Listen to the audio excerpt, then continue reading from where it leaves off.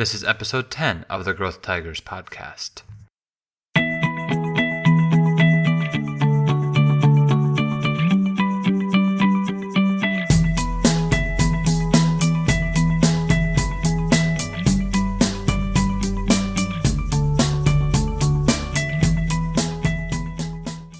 Hello everyone, and welcome to the Growth Tigers podcast. I'm your host, Brian Cotter, and it's my job to bring inspiring entrepreneurs of Vietnam and their stories to you, wherever you may be. Today we're taking a different approach to the podcast, and I'll be talking to someone that has dove into the entrepreneurial ecosystem head first over the last few months in his role of 500 startups. Beyond that, our guest has a very intriguing background with Silicon Valley startups, is one of the lead writers for Etc., and is a super host on Airbnb. At only 24 years old, today's guest is Hao Chan. Now, when I talked to Hao, we are actually sitting in the construction zone of his investments, Sunday Studios. So there was a little bit of noise echoing around, so I apologize for that. And I've also had to re-record a couple questions, so keep an eye out for that. And we had such an interesting conversation. Actually, this is going to be 2 episodes. There's going to be this episode, number 10, and then there will also be a bonus content, which includes his travel hacking, his small investments in Vietnam, what inspires him, his mentors, and advice that he would like to share with you. However, if you'd like to just hear about his insights on the Vietnam entrepreneurship ecosystem, you can listen to this episode, and you can go straight to about 7 minutes if you want to get to the good stuff. So enjoy. This is Hao Chan talking about entrepreneurship in Vietnam.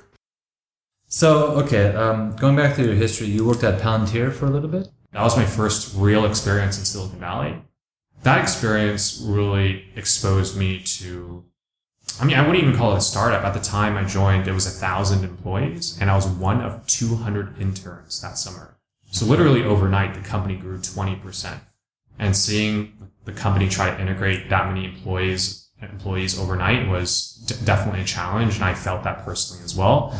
But yeah, working for a company like Palantir, which is doing really cool stuff, everything from humanitarian to financial services to government work, was quite interesting. And just seeing how the company spent money, how they earned money, how they managed their employees taught me a lot and got me thinking about how I wanted to kind of shape my own career. I think that's why I stayed away from the bigger tech companies after graduation and went for a relatively smaller one that had 80 people at the time that I joined. So that's Hotel Tonight. Yes. So that's a travel hospitality company, an OTA, that's what they call it, an online travel agency. And they specialize in booking hotels last minute, as the name implies, on your mobile phone exclusively. That experience really led me to develop my interest in hospitality in a more professional way, because before that I had just traveled for fun. And yeah, I got to see awesome hotels around the world. I really loved hospitality, and that's how I got into Airbnb hosting as well. And that's kind of where it's taken me here today in Vietnam, kind of investing a lot of my time and resources into hospitality projects, because that's where I get a lot of fun. You've been around the world. You were working in Silicon Valley. You were in London for a year. All these things. It seems like you could have chosen to live anywhere. So beyond the fact that you're Vietnamese American, why Vietnam? Really, why Vietnam? The kind of backstory about how I ended up here. I had only traveled to Vietnam twice. First time was 19, and on my second occasion, I went to Saigon and stayed with this Airbnb host, this Australian guy, who we connected right away. He introduced me to a lot of great people. He introduced me to the lifestyle here in Vietnam from a more local level. He's been here for like 3 years now, I think. And that kind of he planted the idea of, okay, you should work here. You have some work experience now, and you have some energy, and you know a little bit of Vietnamese, like you can actually do something here. So think about it. So on the flight back to San Francisco, that's what I did. I did some research, and that's kind of how I stumbled upon the current company I work at right now, 500 Startups. Contacted the partners. They made some introductions for me. And so I ended up asking the team at 500, hey, if you need help, let me know. And they ended up offering me a job instead. So that's kind of how I ended up in Vietnam. My parents were initially quite skeptical of me coming to Vietnam, but they've they too have now warmed up to it, I think. And part of it is telling the stories on Vietcetera, which just really helped me communicate my feelings and kind of what I'm thinking about Vietnam. And my parents they're religiously reading it now. Think about it from their shoes as well. They have been disconnected for so long that they have no idea how different Vietnam is from today, from what they knew. Like, for one example, so I did grow up speaking some Vietnamese. I call it the kitchen Vietnamese Hue accent. That's why nobody understands me here. But a lot of the vocabulary that my parents use is just so different from modern Vietnamese that, like, I remember I asked this girl, like, if she wanted to try out this new vegetarian place, right? Okay. Apparently I used the word lay, which means in casual Vietnamese, like to marry. Yeah. But my parents used it in the context of like to take. I would love to take you to this restaurant, but it sounded like I would love to marry you to this restaurant or something like that. It was just the funniest thing because I had no idea. I didn't figure out until like a couple of days later. Just little stuff like that. Okay. They're very disconnected. So through your work with Vietcetera, they are religiously reading it. They're kind of learning more about modern Vietnamese. Yep. Are you also kind of bringing yourself back into the language and exploring what does it mean in your context to be Vietnamese American or come back? Yeah, there are 4 to 5 million overseas Vietnamese, maybe more than that, and I'm sure 90% of them are very much in the same position that I am.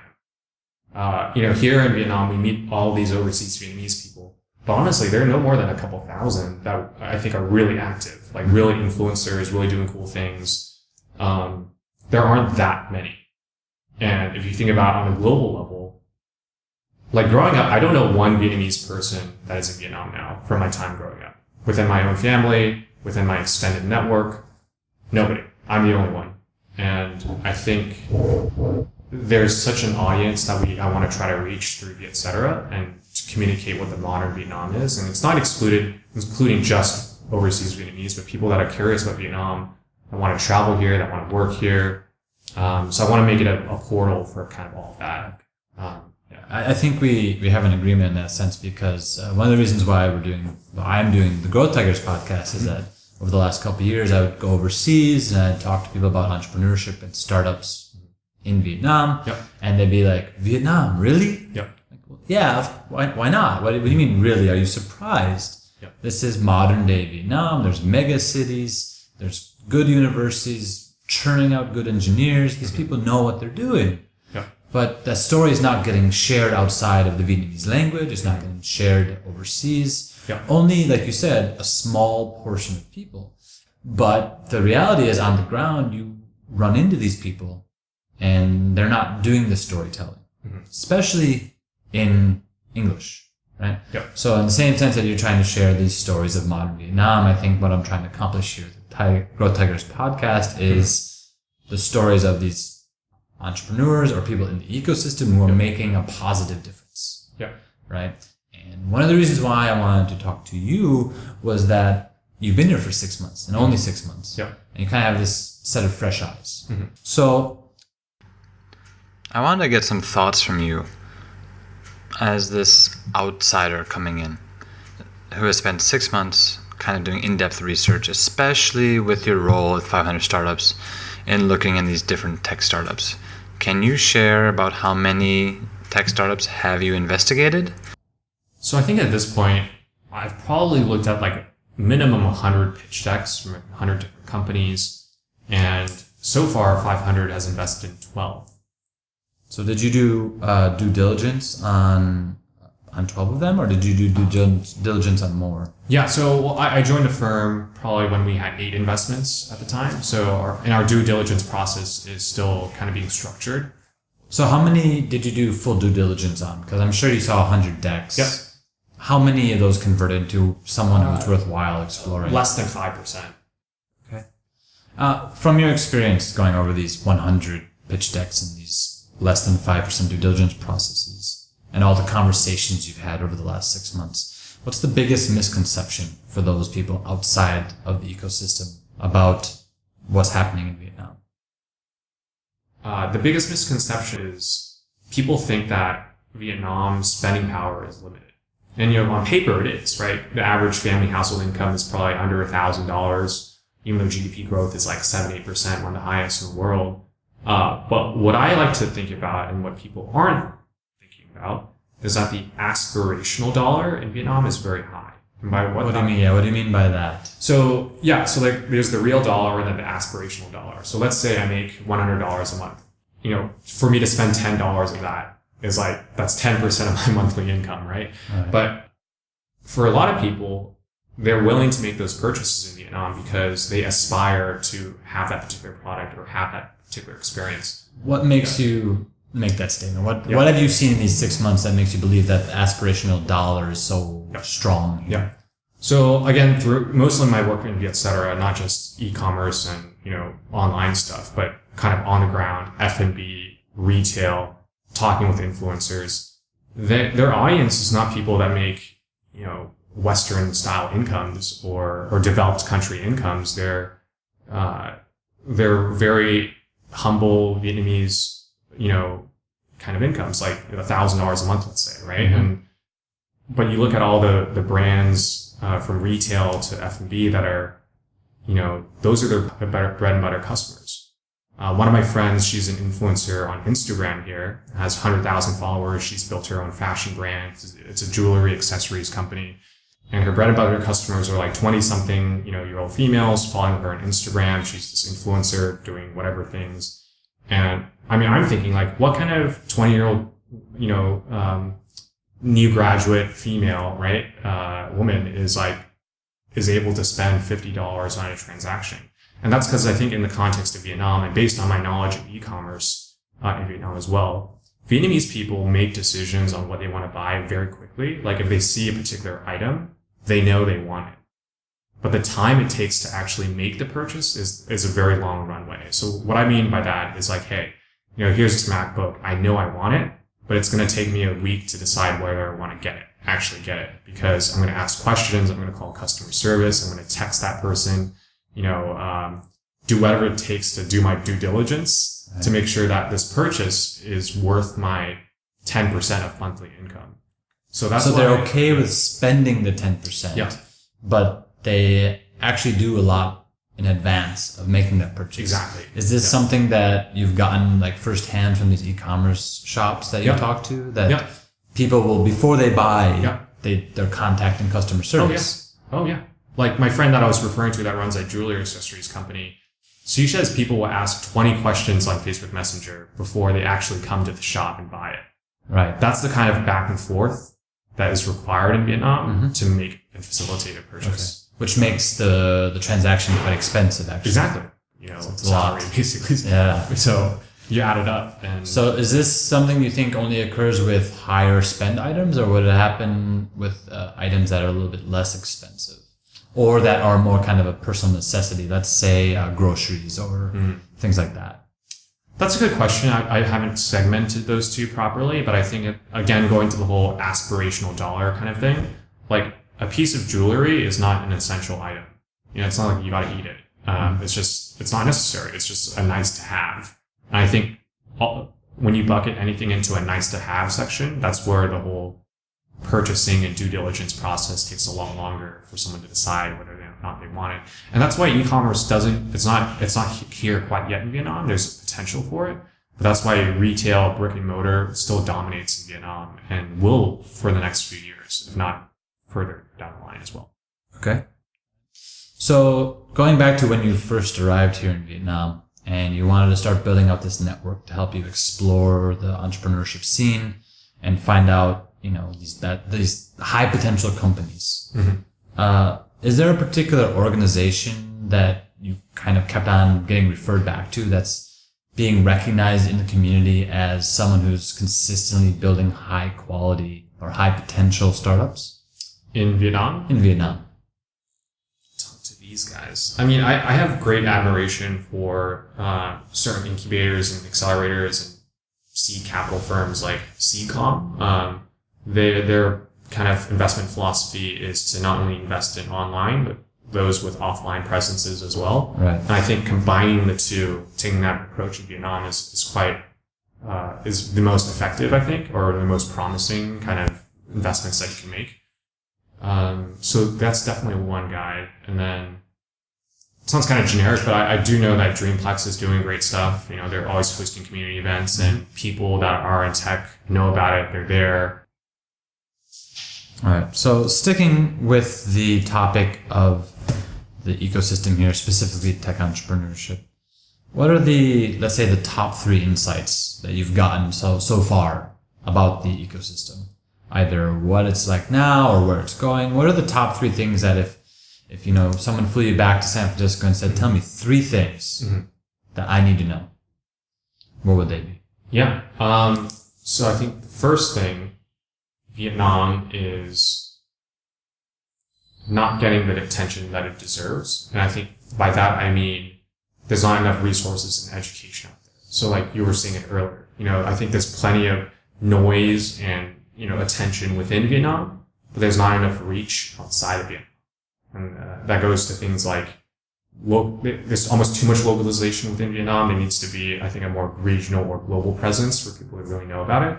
I have struggles with. I absolutely agree because, like I said, with exploring for the Growth Tigers podcast, you know, I was in Thailand last year for the Global Social Venture Competition, which is out of the Berkeley Haas School of Business, right? They had their global finals in Bangkok last year. Yeah. And there was not a single team from Vietnam.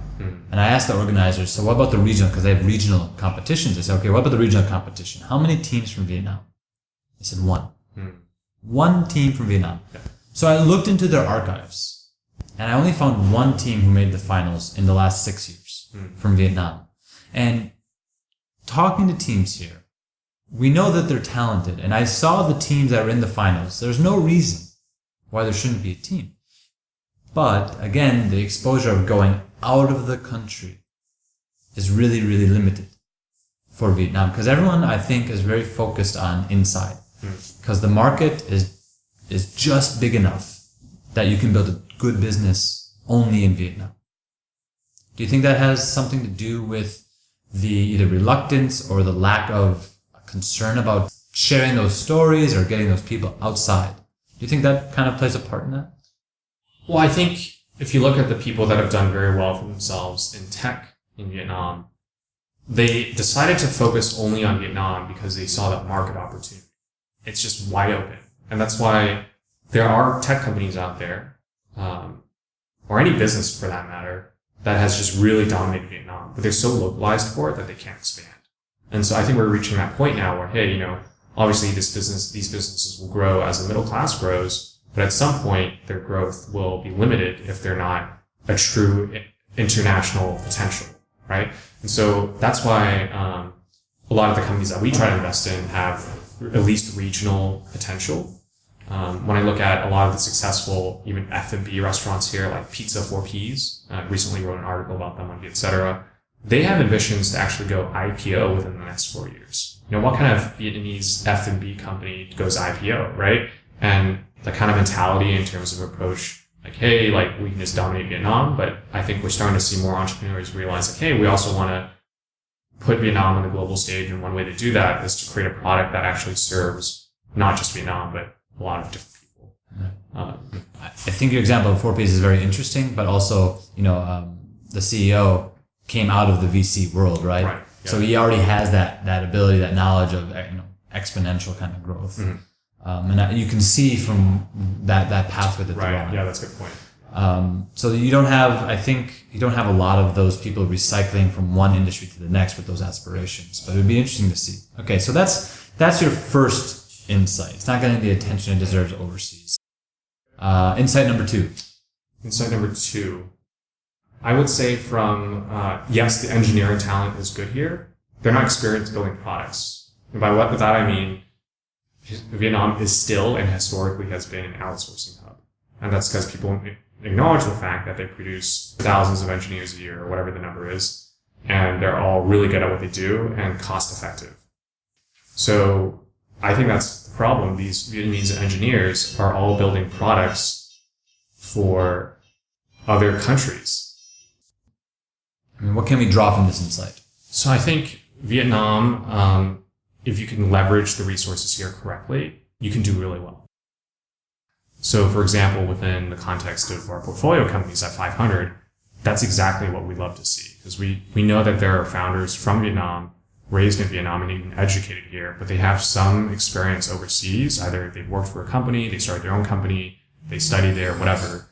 But that experience, that global mindset has helped them build products in a very regional or global way that is not confined to just Vietnam. And I think having that nuance has really helped some of these companies grow positively, but also build teams effectively.